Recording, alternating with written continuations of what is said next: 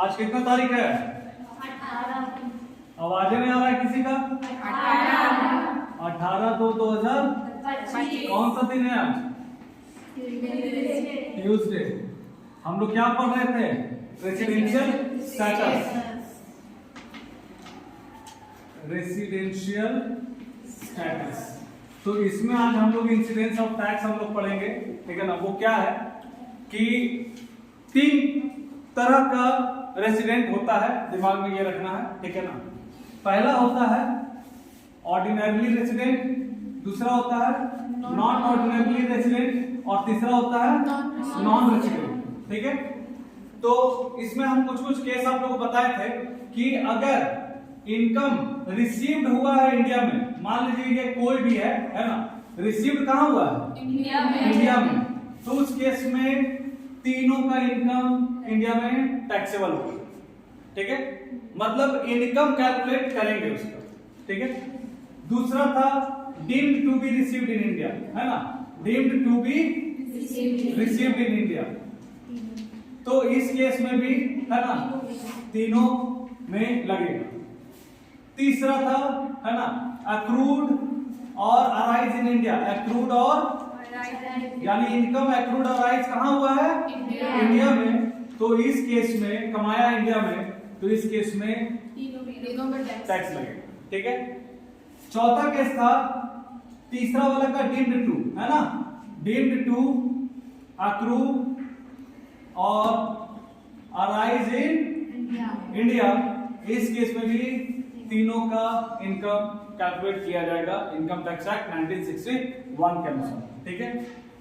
पांचवा केस था income received outside India, India से बाहर, है ना, income received outside India from a business, from a business controlled from India, India से कंट्रोल्ड फ्रॉम इंडिया, इंडिया से कंट्रोल हो रहा है। तो उस केस में हम इन दोनों पे लगाते हैं, इस पे नहीं लगाते। और छठा केस है सेम चीज है, इनकम रिसीव्ड आउटसाइड इंडिया, है ना, इनकम रिसीव्ड आउटसाइड इंडिया, लेकिन इसका कंट्रोल कहां से हो रहा है? आउटसाइड से हो रहा है, ठीक है। तो आउटसाइड से ही कंट्रोल हो रहा है, तो इस केस में सिर्फ ओआर को लगाएंगे, एनओआर को नहीं लगाएंगे और इसको नहीं लगाएंगे। और कोई भी डिफरेंट सोर्स ऑफ इनकम से किसी और वजह से अगर होता है, ठीक है ना, तो उस केस में सिर्फ और सिर्फ ओआर को लगाएंगे, इसको नहीं लगाएंगे। और एक केस होता है ना, कि हमारा जो इनकम रेमिटेंस है ना, कि मतलब भेजा अनटैक्स्ड, ठीक है, तो उस केस में किसी को भी टैक्स नहीं लगेगा। जब हम कैलकुलेट करेंगे ना इनकम, जब हम कैलकुलेट करेंगे तो उस केस में एक चीज आप लोग को ध्यान में रखना है कि एग्जेम्पशन का एक हम लोग को चैप्टर पढ़ना है, तो वो एग्जेम्पशन चैप्टर भी साथ साथ में हम लोग का चलता रहेगा, ठीक है। जैसे मान लो कि कोई एग्रीकल्चरल इनकम जनरेट किया, कहाँ जनरेट किया? इंडिया में, तो एग्रीकल्चर इनकम एग्जेम्प्ट होता है, याद रखिएगा। एग्रीकल्चर इनकम क्या होता है? एग्जेम्प्ट होता है, ठीक है ना। वो होता है सेक्शन 10 क्लाउज 1 में, ठीक है। ये agriculture income in India is exempted. Exempted का मतलब क्या होता है समझो, यानी वो इनकम तो होता है लेकिन इनकम टैक्स एक्ट के अनुसार उस इनकम पे टैक्स कैलकुलेट नहीं किया जाएगा, यानी उसको हम टोटल इनकम में से क्या करेंगे? छांटेंगे, मतलब टोटल इनकम में उसको इंक्लूड करेंगे ही नहीं, है ना, एक्सक्लूड कर देंगे। तो उसका कुछ रूल्स है, तो वो रूल्स भी हम लोग देखेंगे, ठीक है। तो आइए हम लोग पहला क्वेश्चन लेते हैं, ठीक है, कंप्यूटेशन ऑफ इनकम, ठीक है। तो कौन सा क्वेश्चन है? क्वेश्चन हम दिखा देते हैं, ठीक है। ये है क्वेश्चन, ठीक है। पहला ये क्वेश्चन नंबर 11, ठीक है, ये वाला, ठीक है। तो स्क्रीनशॉट आप लोग ले लीजिएगा, ठीक है। तो क्वेश्चन में है Shri Ramesh has following incomes for the financial year 23-24। हम लोग जो भी इनकम टैक्स कैलकुलेट करते हैं वो प्रीवियस ईयर के इनकम पे कैलकुलेट करते हैं। ध्यान से सुन लो, हम लोग इनकम टैक्स जो भी कंप्यूट करते हैं वो प्रीवियस ईयर के इनकम पे कैलकुलेट करते हैं। और कब कैलकुलेट करते हैं?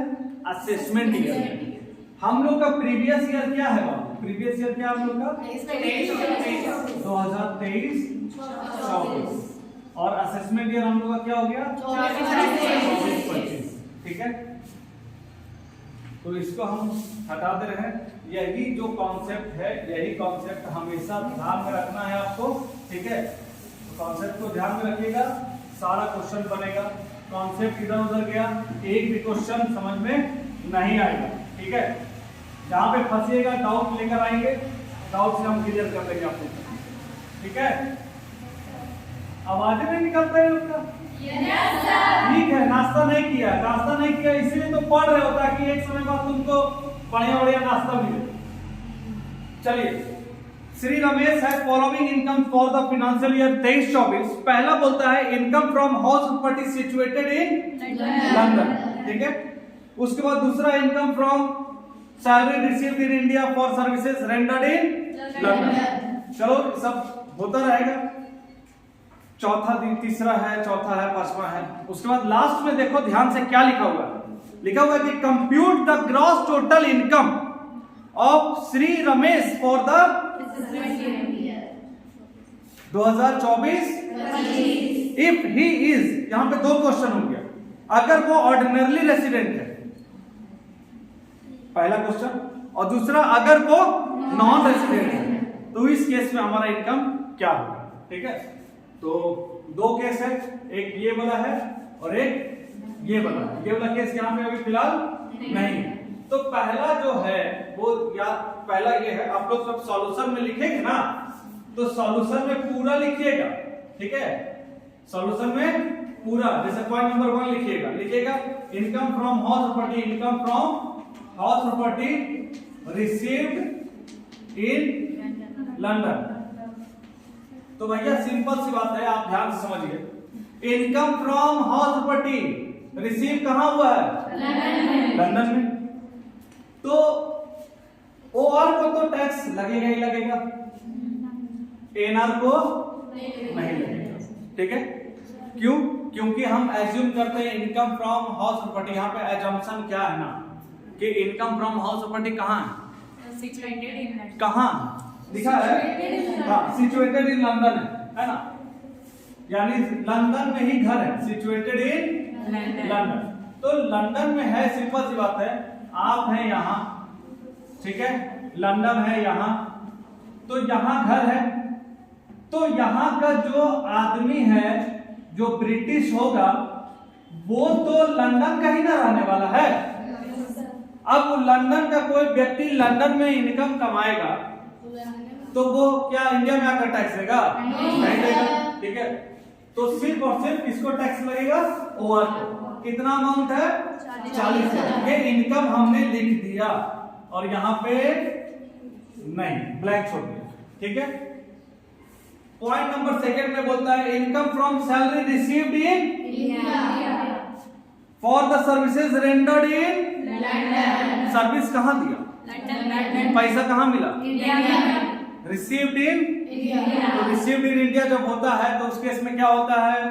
सबको लगता है ना, सबका इनकम माना जाएगा। ठीक है, तो ये लिखेंगे नहीं बाबू, आप लोग लिख लीजिएगा। हम अमाउंट लिख रहे हैं कितना? 28,000 और यहाँ पे कितना लिख दे? 28,000। चलिए, तीसरा पॉइंट क्या बोलता है? Profit from business in London. Control कहां से हो रहा है? इंडिया से। बोलता है profit from business in London. London में बिजनेस जो हो रहा था वो उसमें क्या हुआ? प्रॉफिट हुआ। ठीक है, लेकिन कंट्रोल उसका कहां से था? इंडिया से। ठीक है, यानी बिजनेस हो रहा है कहां? लंदन में। कंट्रोल कहां से हो रहा है? इंडिया से। ठीक है, तो इस केस में ओआर को और एनओआर को दोनों को लगता था, याद करो। Yes sir. ठीक है, कितना लिखते हैं? 1,20,000। ये लिख दिए 1,20,000। इसको लगेगा?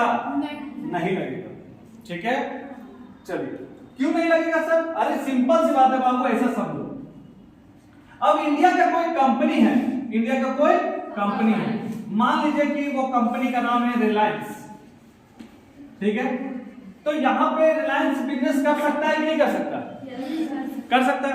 और उस बिजनेस में क्या ब्रिटेन का लोग, लंदन का लोग काम नहीं कर सकता है?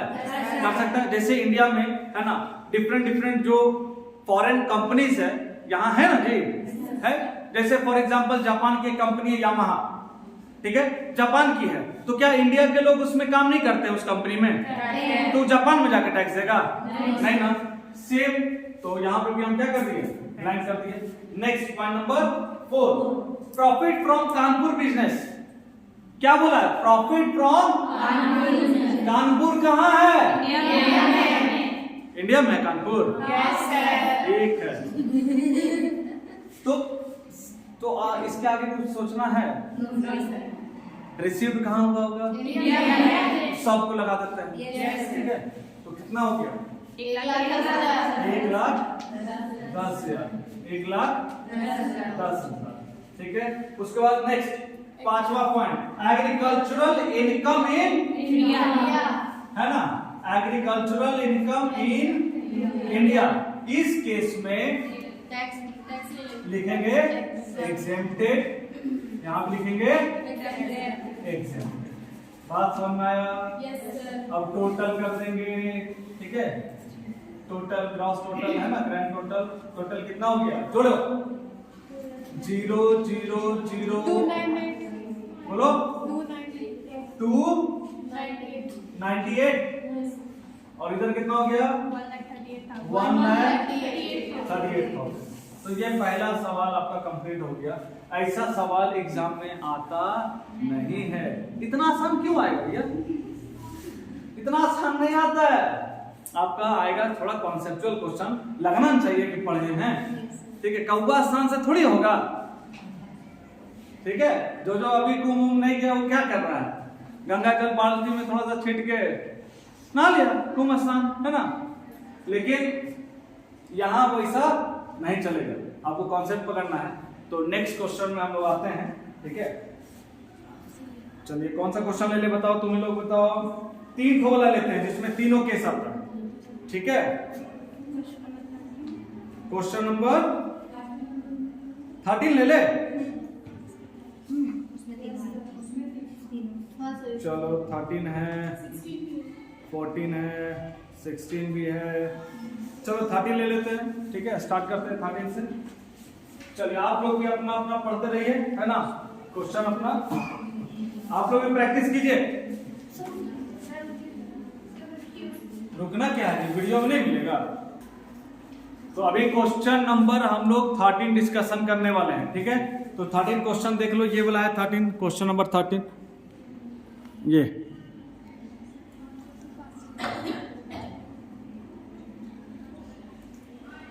चलिए क्वेश्चन नंबर 13,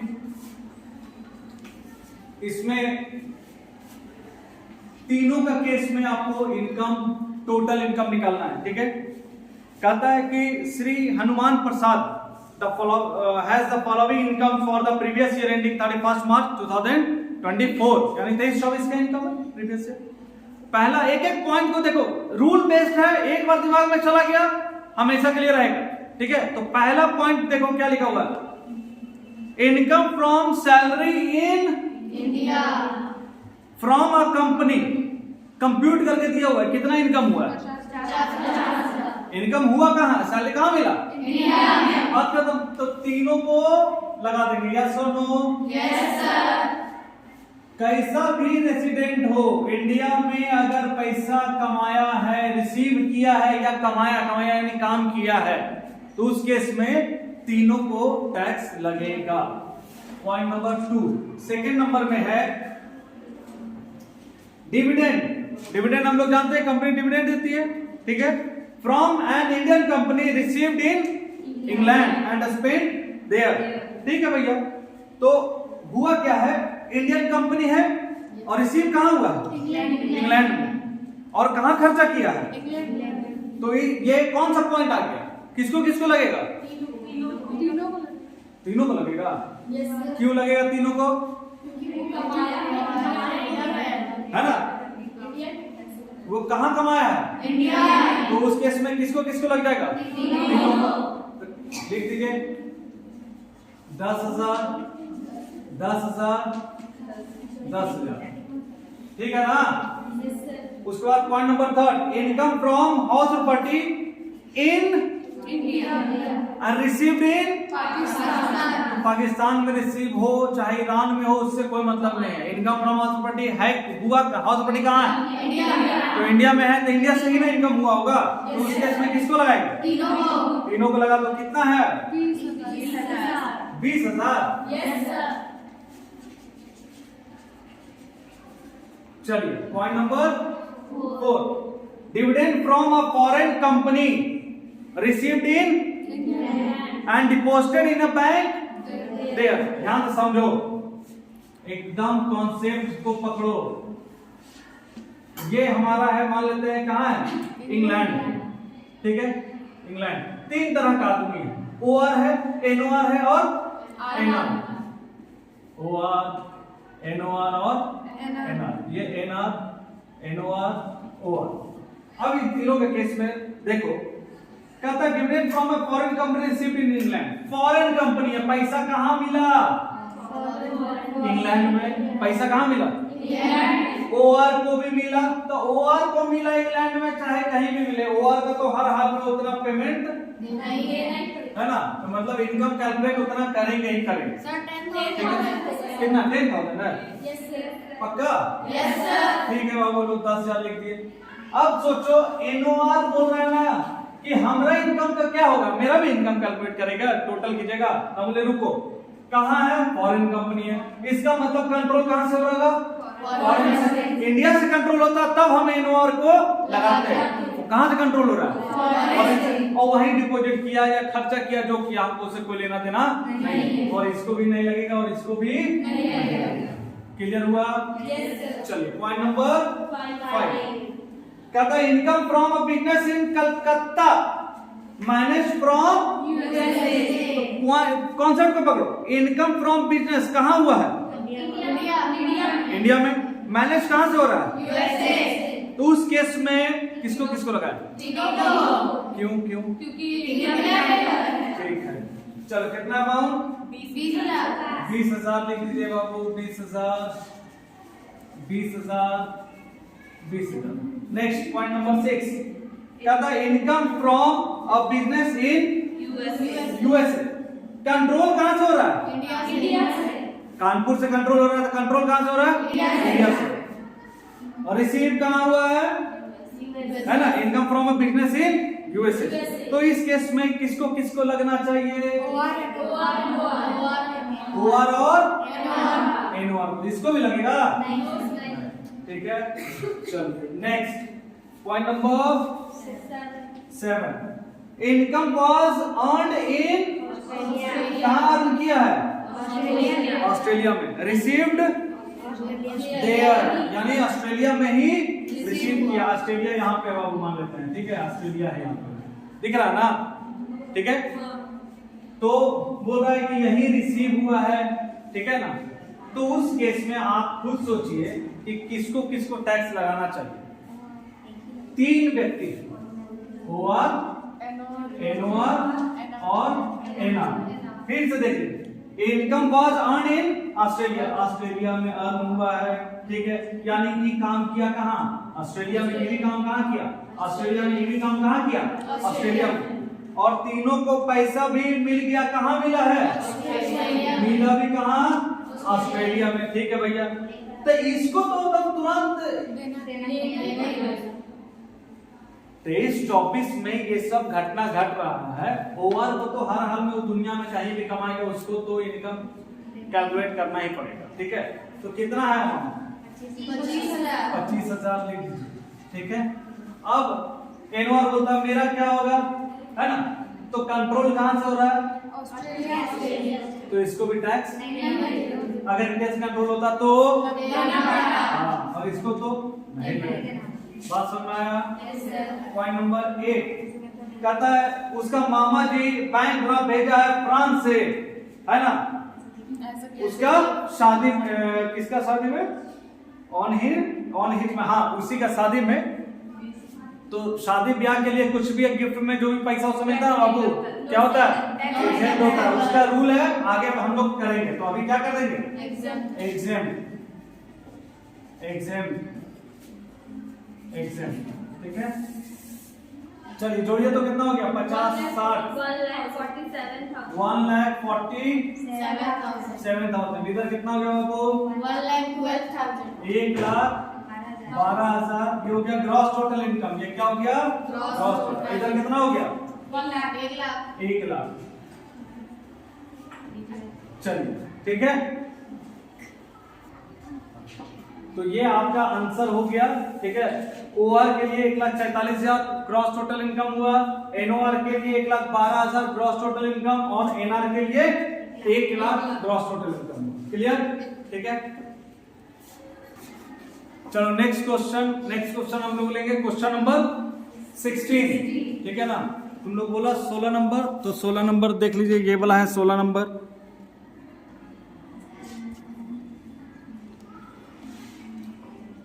ठीक है, चलिए तो 16 नंबर में है कि ग्रॉस टोटल इनकम निकालना है।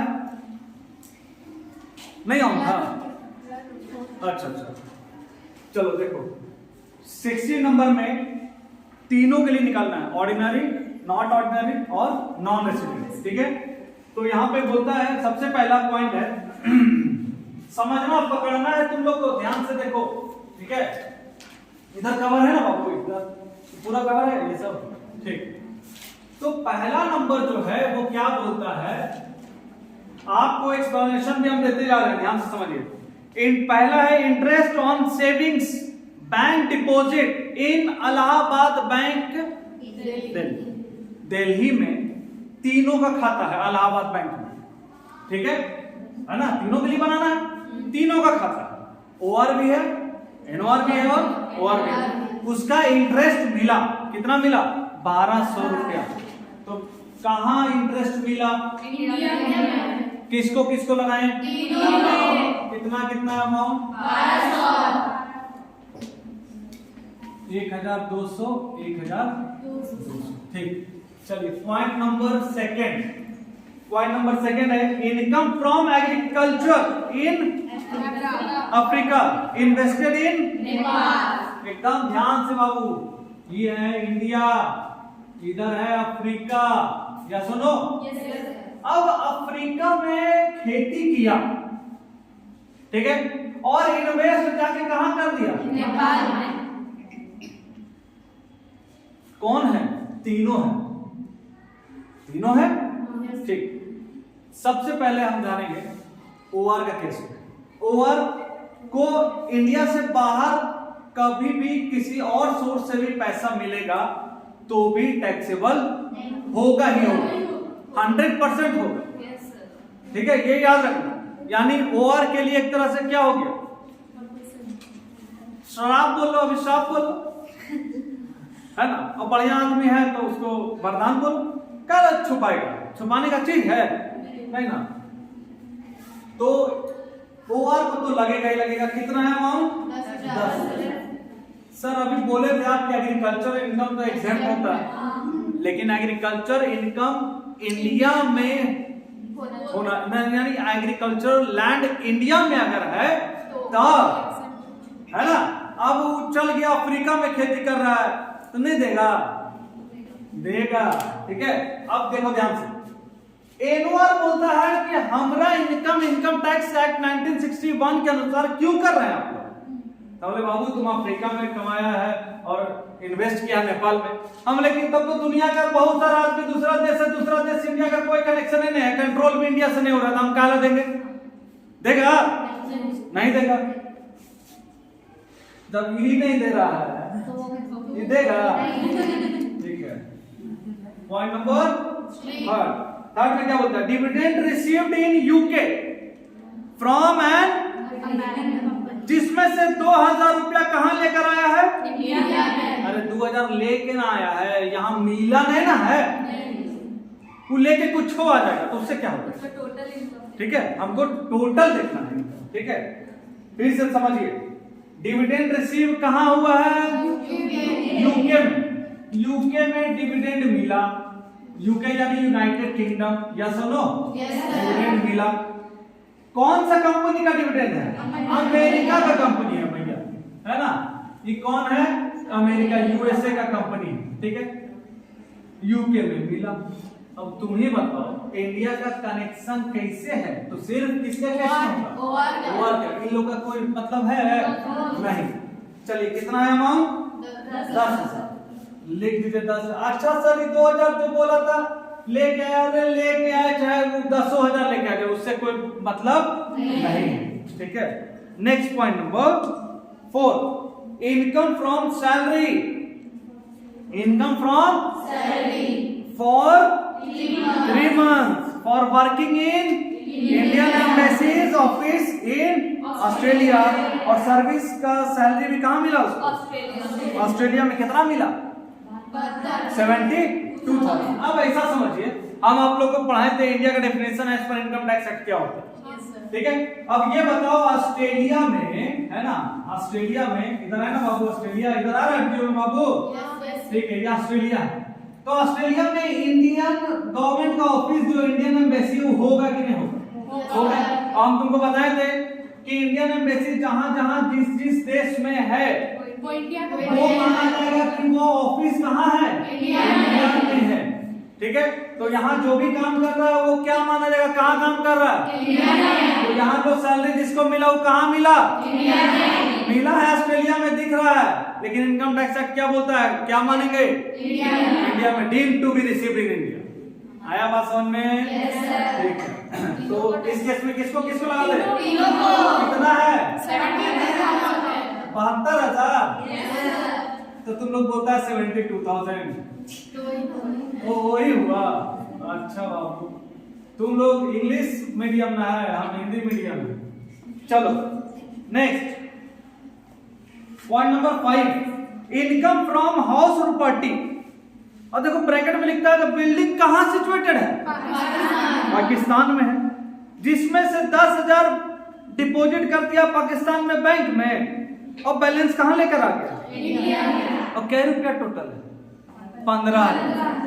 मतलब देखो कैसे कैसे क्या क्या कहानी, मतलब पाकिस्तान से पीछा नहीं छूट रहा ने।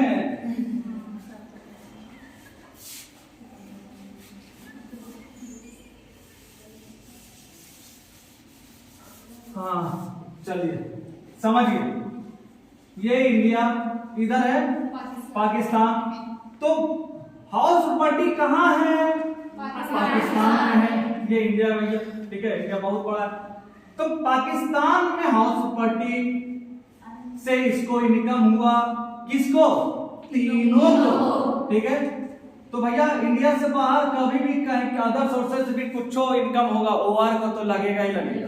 कितना इंडिया में लेके आ रहा है कितना नहीं लेके आ रहा है उससे मतलब नहीं है, टोटल कितना कमाई हुआ बस ये देखेंगे। कितना हुआ? 15,000। लिख दीजिए बाबू 15,000। क्लियर है यहाँ पे?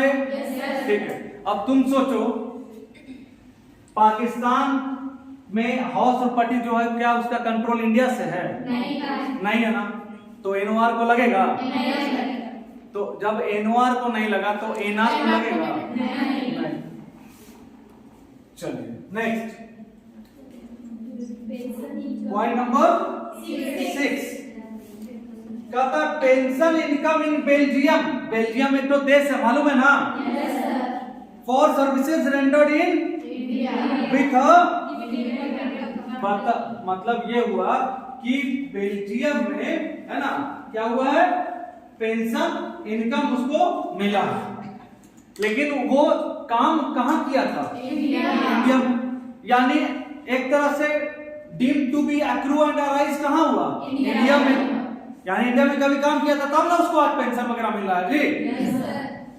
तो किसको किसको लगाएंगे? तीनों को। कितना अमाउंट? 20,000। लिख दीजिए बाबू 20,000 20,000 20,000, ठीक है। अब बताओ टोटल कितना हो गया? इधर जोड़ो 1,28,200 है ना, इसको बोल देंगे। ये हो गया पॉइंट नंबर 5, ये पॉइंट नंबर 6, ये ग्रॉस टोटल इनकम। इधर कितना हो गया बाबू? 93,000। इधर भी वही हो गया, ठीक है। ये आपका आंसर हो गया। इस टाइप का क्वेश्चन थोड़ा सा कॉन्सेप्चुअल इस टाइप का आ सकता है आपको 5 नंबर का। तो और कौन सी 15-20 नंबर चाहिए? गजबे हो। अरे कॉन्सेप्ट क्लियर है ना जी? आसान लग रहा है कि टफ लग रहा है? आसान लग रहा है 5 नंबर, टफ लग जाता है ना 20 नंबर। तो एगो टफ वाला क्वेश्चन लेते हैं, चिंता नहीं करो। बताओ कौन सा नेक्स्ट क्वेश्चन? चलो एक क्वेश्चन नंबर 19 अभी ले रहे हैं। 19 क्वेश्चन बहुत इंपॉर्टेंट क्वेश्चन है। 19 क्वेश्चन में पता है क्या है? पहले तो तुमको कैलकुलेट करना है कि वो कितना दिन इंडिया में रहा है, ठीक है। उसके बाद कैलकुलेट करना है तुमको कि ये इसका रेसिडेंशियल स्टेटस क्या है, यानी ऑर्डिनरी है कि नॉट ऑर्डिनरी है कि नॉन रेसिडेंशियल। और तीसरा चीज कैलकुलेट करना है कि इसका टोटल इनकम कितना होगा, ठीक है। तो क्वेश्चन नंबर 19 दो पार्ट में है, किताब में है ना, 2 अलग अलग पेज में है। तो पहला पार्ट आप देख लीजिए, क्वेश्चन नंबर 19। ये थोड़ा सा ब्लर हो रहा है, हाँ अब ठीक। ये 19 का देख लीजिए, इतना पार्ट इधर है, उसके बाद बाकी पार्ट यहाँ है।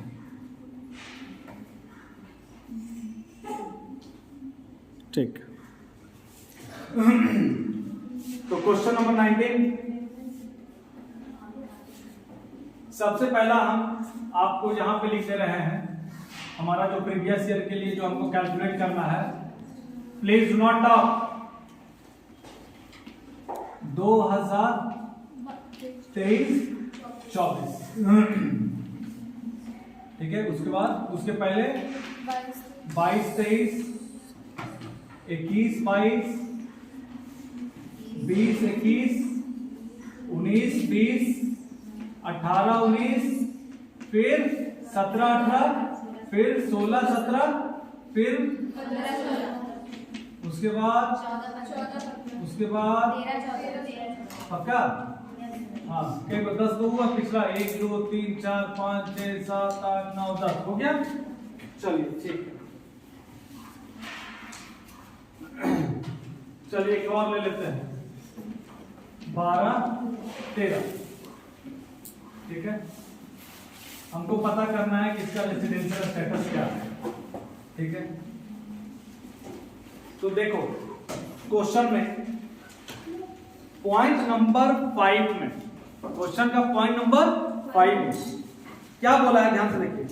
23-24 में he was out of India for 180 days. India से बाहर कितना दिन रहा है ना 23-24 में। तो 23-24 में टोटल कितना दिन है? इसमें से माइनस कर दिए, इंडिया से बाहर रहा है कितना बचा? 186। यानी ये हमको पता चल गया कि यहाँ पे कितना दिन रहा है, 186। क्लियर है? ठीक है। पॉइंट नंबर 4 में लिखा था कि in the previous year 23-24 he was out of India for 180 days. 180 दिन के लिए वो आउट ऑफ इंडिया, ठीक है। इसके बाद पॉइंट नंबर 1 में अब आते हैं सीरियल तरीके से। मिस्टर पाठक नाम है, एसएससी का क्या नाम है? Mister Pathak. First time went to Japan on 10 जनवरी 2013। 10 जनवरी 2013 को पहली बार जापान गया और उसके बाद इंडिया आया 22 जून 2013 को, ठीक है। तो फर्स्ट टाइम कब गया? 10 जनवरी 2013 को पहली बार गया। ये 10 जनवरी 2013 कौन सा प्रीवियस ईयर में आएगा बाबू? 12-13 में। तो पहली बार गया 10 जनवरी को, तो इसका मतलब है कि 10 जनवरी तक इंडिया में रहा, या सुनो। उसके बाद फिर आया कब? 22 जून 2013। तो ये कौन सा प्रीवियस ईयर में आ जाएगा बाबू? 13-14, ठीक।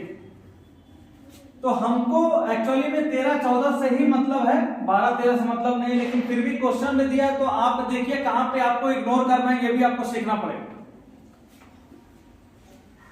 तो 12-13 होता है 1 अप्रैल 2012 से लेकर 31 मार्च 2013।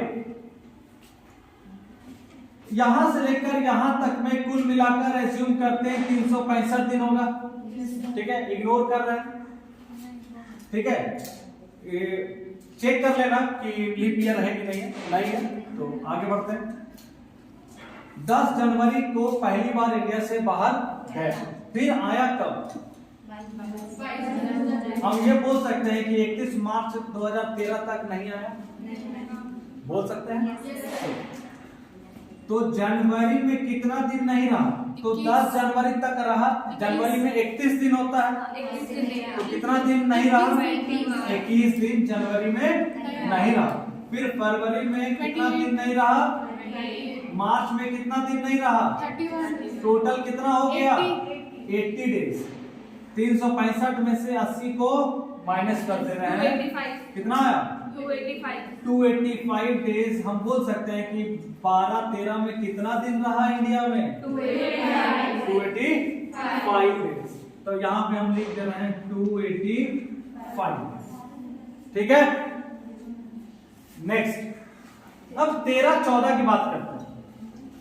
22 जून 2013 को इंडिया में आया, फिर देखते हैं फिर गया कब है? तो 30 सितंबर 2016 को गया, यानी 16-17 में अब गया, ठीक है, ठीक। अब 13-14 को फिगर आउट करते हैं, ठीक है। 13-14 में है कि 1 अप्रैल 2013 से लेकर 31 मार्च 2014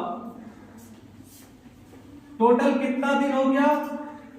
365 डेज। 22 जून को आया, अप्रैल में आया नहीं। अप्रैल में कितना दिन इंडिया में नहीं रहा? मई में कितना दिन इंडिया में नहीं रहा? और जून में 22 तारीख को आया, यानी 21 दिन तक जून में भी नहीं रहा, ठीक है। उसके बाद सितंबर 2016 में गया, यानी यहां तक में इंडिया में रहा होगा 31 मार्च 2014 तक। 82 डेज इंडिया में नहीं रहा, तो माइनस कर दीजिए 283 डेज। 13-14 में कितना दिन रहा? 283 डेज, ठीक है बाबू, ठीक है। इसके बाद ये पहली बार गया था और इतना तारीख को आया था, इसका कैलकुलेशन हमने कर दिया है, ठीक है। अब हम लोग आगे बढ़ते हैं, तो इसको हम थोड़ा सा रफ कर रहे हैं, ठीक है, जल्दी से रफ कर देते हैं बाबू।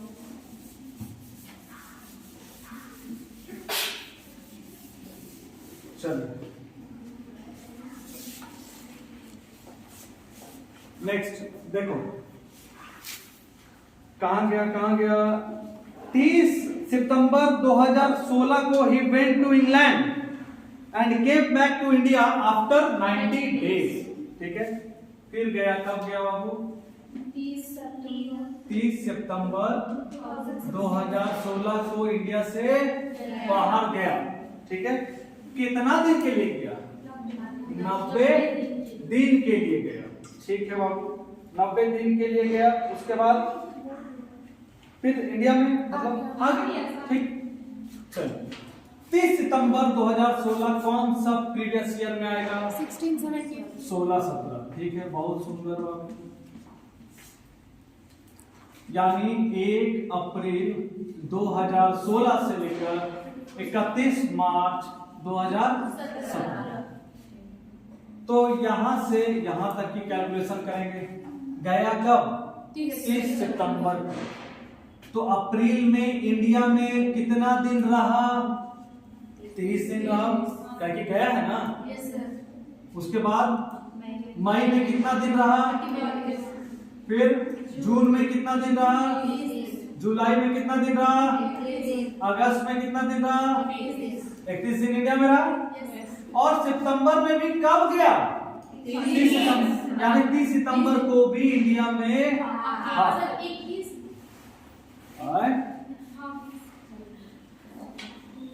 क्लियर है? कब गया इंडिया से बाहर? 30 सितंबर को ना गया है जी। तो 30 सितंबर को भी इंडिया में था, बहुत अच्छा। अब आगे देखते जोड़ दीजिए बाबू, कितना हो गया? 1 2 3 4 5 6, 1 2 3 3 6 18, 183 दिन अभी हुआ, ठीक है।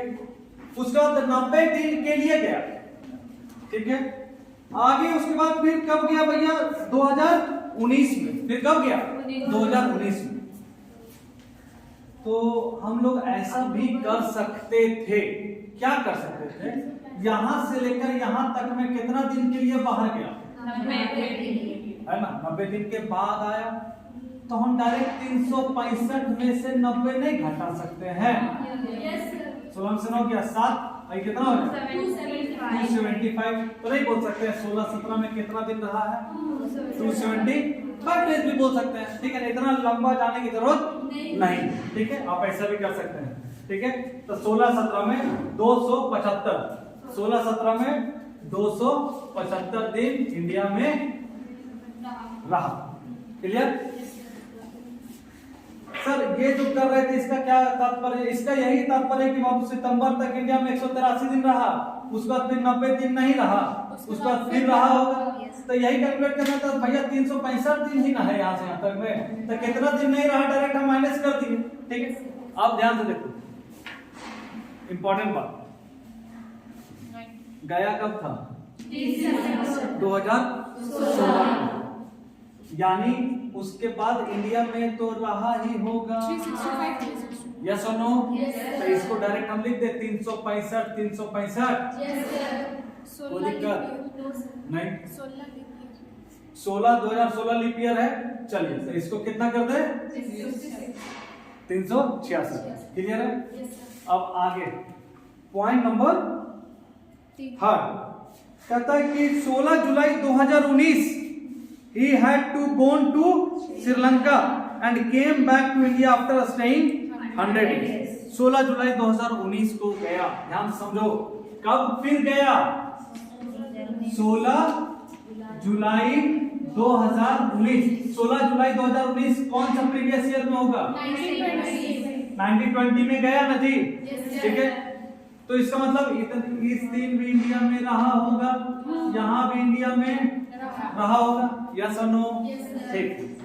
तो 16 जुलाई 2019 को गया, कितना दिन के लिए गया बाबू? 100 दिन के लिए गया, ठीक है। 100 डेज के लिए बाहर गया जी।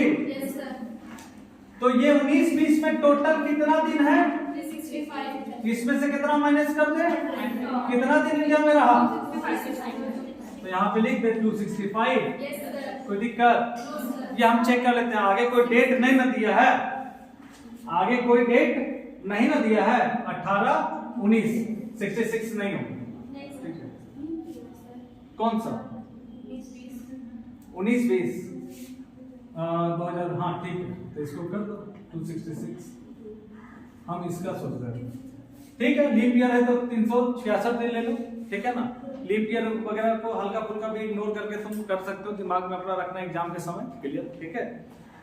तो पॉइंट नंबर नेक्स्ट, 2 दिसंबर 2019 फिर नेपाल चला गया, कितना दिन के लिए? 85। कब गया? फिर से बोलो। 2 दिसंबर 2021। 2 दिसंबर 2021।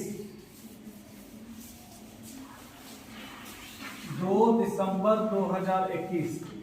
देखो 2 दिसंबर 2021, ठीक है, को गया, कितना दिन के लिए गया? 85 डेज के लिए बाहर गया, कितना तारीख को गया, ठीक है। ये 2 दिसंबर 2021 कौन सा प्रीवियस ईयर में आएगा?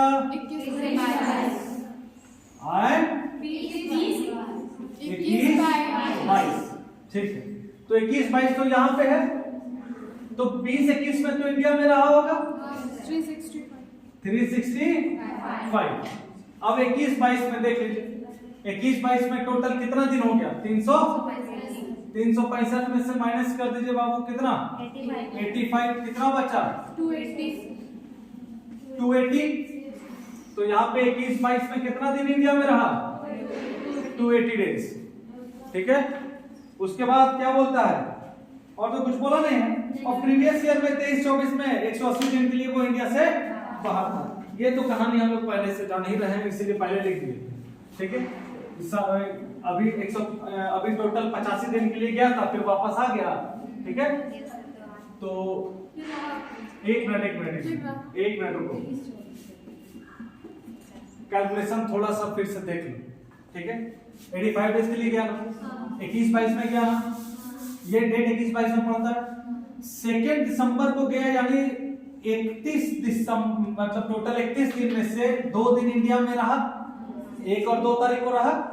कितना दिन इंडिया में नहीं रहा? 29 दिन कब? दिसंबर में। फिर 31 दिन कब? जनवरी में। उसके बाद फिर कितना दिन इंडिया में नहीं रहा? तो भैया टोटल ऐसा करेंगे, टोटल कितना दिन बाहर रहा? 85। तो 9 1 10 और 5 15 5 तो बच गया 1 और 2 1 3 और 3 6 और 2 8, यानी फरवरी में कितना दिन? 25 दिन इंडिया में नहीं रहा। 26 फरवरी को आया होगा। ये आप क्यों चेक किए सर? बीच में सब ठीक ही चल रहा था, 31 इसीलिए ताकि कहीं मार्च से पार नहीं ना हो गया 85 दिन, ठीक है। इसको हमने देख लिया, उससे क्या हो गया? डाउट क्लियर हो गया। और चौक कहाँ है बाबू? चौक किसके पास है? हाँ चलो, 22-23 में पूरा का पूरा रहा होगा कितना दिन? 365। एक पार्ट क्वेश्चन का हम लोग पूरा सॉल्व कर लिए, कंक्लूजन में आ रहे हैं। रेसिडेंशियल स्टेटस के लिए इंडिविजुअल को, है ना, पहला क्या कंडीशन? 61A में क्या कंडीशन है? 182 डेज या more in previous year, he must have stayed in India for 182 days or more in the previous year। तो देखो 182 दिन से ज्यादा है कि नहीं? है। चलिए, तो इसका मतलब ये रेसिडेंट हो गया, है ना। ये क्या हो गया? ये रेसिडेंट हो गया। लेकिन अब चेक करेंगे ऑर्डिनरली है कि नॉट ऑर्डिनरली है, इसको तो चेक करना बाकी है ना। चलो, तो एडिशनल 2 कंडीशन है ऑर्डिनरली के लिए। पहला क्या है?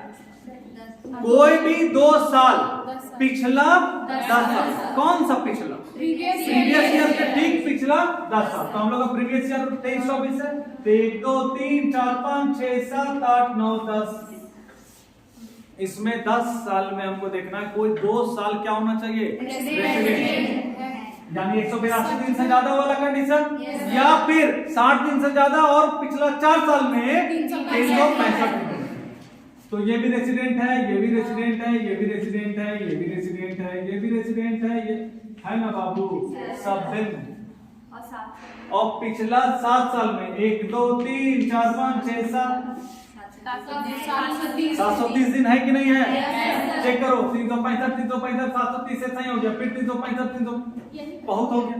यानी एडिशनल कंडीशन भी सेटिस्फाई कर गया। तो क्या नाम है? एसएससी का नाम क्या है? एसएससी का नाम है भरत पाठक, ठीक है। तो ये कौन सा कहलाएगा? Ordinary resident. Why? Mister Bharat Pathak has stayed in India for 186 days in the previous year. It means he has satisfied the condition of section 61A that an individual must have stayed in India for 182 days or more, ठीक है, ठीक है। उसके बाद for the ordinarily resident there is 2 additional condition to be satisfied, है ना। तो वो क्या है कि he must be resident in 2 years out of 10 years immediately preceding the previous year, and he must have stayed in India for 730 days or more in 7 years immediately preceding the previous year. So Mr. Bharat Pathak has satisfied both the additional condition for ordinarily resident, that's why he is ordinarily resident। इतना हो गया कहानी। इसके बाद जो second part है question का, वो बोलता है कि मिस्टर भरत पाठक सबमिट किया है। 2 मिनट और लेंगे बाबू, समझ रहे हैं तुम लोगों को भूख लगा होगा, हम गला फाड़ रहे हैं तो हमको पानी उनी प्यास व्यास नहीं लगता होगा? नहीं लगता होगा जी, मतलब हम इंसान नहीं हैं।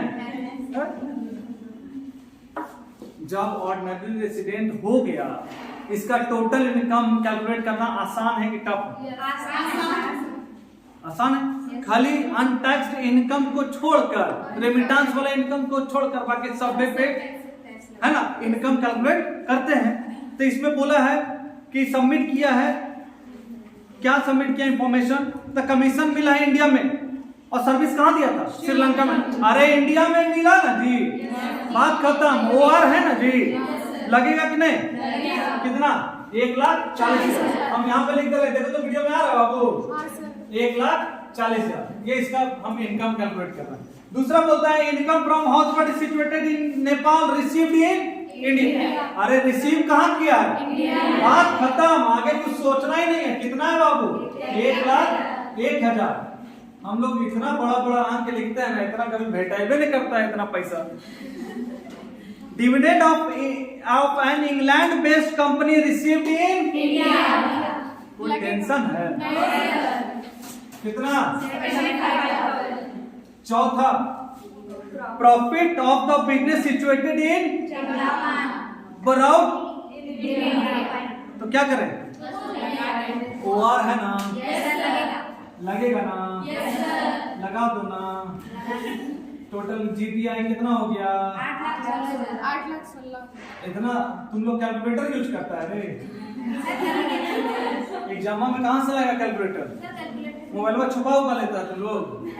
सब गंदा काम नहीं बाबू, चाहे ना धराओगे ना बेटा, सोच लेना, हम बताते हैं, गर्दा उड़ा देंगे वही दिन में। ठीक है, तो टोटल इनकम कितना, मतलब ग्रॉस टोटल इनकम कितना हो गया हमारा? और कोई डिडक्शन यहाँ पे नहीं किया तो यही टोटल इनकम हो जाएगा। ठीक है, तो आज के लिए इतना ही। Thank you so much. और तुम लोग सुन लो, तुम लोग अभी क्या करेगा, ये वीडियो को देखा है ना तुम लोग, तो देखे हो तो नोट्स भी इसको बनाते रहना, नहीं तो वीडियो अगर ज्यादा लाइक्स और ये सब से हमको मतलब नहीं है, लेकिन अगर जितना विद्यार्थी है अगर उतना अगर व्यूज नहीं गया तो हम वीडियो डालना बंद कर देंगे बाबू। क्योंकि हम चेक करते हैं ना कि कई को बच्चा पढ़ता है, कई को एडमिशन लिया है ना, कई को छोड़ छाड़ के गया, तो कितना व्यूज होना चाहिए। एक तरह से तुम लोग ऑनलाइन क्लास ही ना कर रहे हो, भले ही अटेंडेंस नहीं बन रहा है वो अलग बात है, हम समझ रहे हैं आप लोग को बहुत सारा परेशानी होता है क्लास व्लास नहीं करने में, लेकिन कोशिश कीजिए 75% अटेंडेंस आपका कॉलेज में होना चाहिए। और नहीं तो कभी भी समझ रहे हो जज्बात पलट सकता है ना, फिर एग्जाम देने नहीं दिया जाएगा तो आपकी जिम्मेदारी आपके पास ही रहेगी। ठीक है, thank you so much, bye bye. जाओ जाओ भाग भाग।